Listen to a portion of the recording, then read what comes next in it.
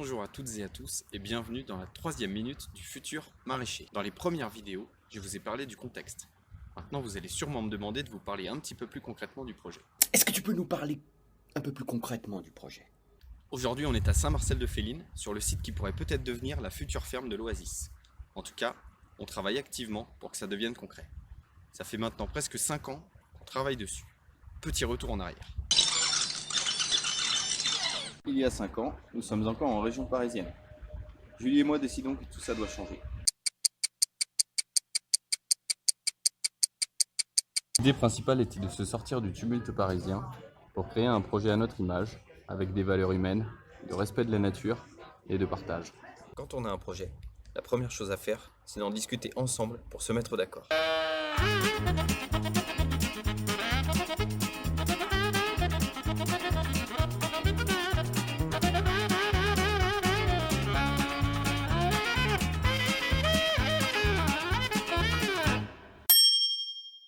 Une fois qu'on s'est mis d'accord, on lance le processus de reconversion. Lecture de livres spécialisés et de témoignages, salons et conférences, woofing, stage à la ferme, chantier participatif, renseignements sur internet, visite de lieux existants, discussions avec des paysans.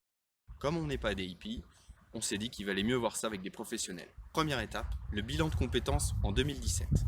L'objectif était de faire le point sur nos attentes futures, nos compétences actuelles, de passer tout ça au mixeur et de regarder au final la recette qui allait en sortir. Une ferme pédagogique en maraîchage biologique diversifié et vente en circuit court, la ferme de l'Oasis était. Une fois le projet établi, nous avons défini chaque activité avec le plus de détails possible. D'abord sur papier, puis ensuite sous forme d'une carte mentale, qui deviendrait par la suite notre planning des choses à faire. À partir de ce moment-là, le plus important c'était de se former. Julie a donc commencé une formation à distance en naturopathie. Et elle a également fait des stages dans différentes fermes pédagogiques. Moi j'ai fait un BPREA, formation de 9 mois, parce que c'était pour moi le meilleur compromis entre la théorie et la pratique.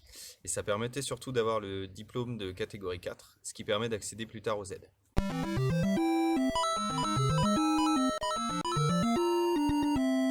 Dans une prochaine vidéo, je reviendrai sur toutes les formations et tous les moyens de financement, parce qu'il y a beaucoup de choses à dire. La minute du futur maraîcher, c'est fini pour aujourd'hui. On se retrouve bientôt pour de nouvelles aventures. D'ici là, prenez soin de vous, cœur avec les doigts.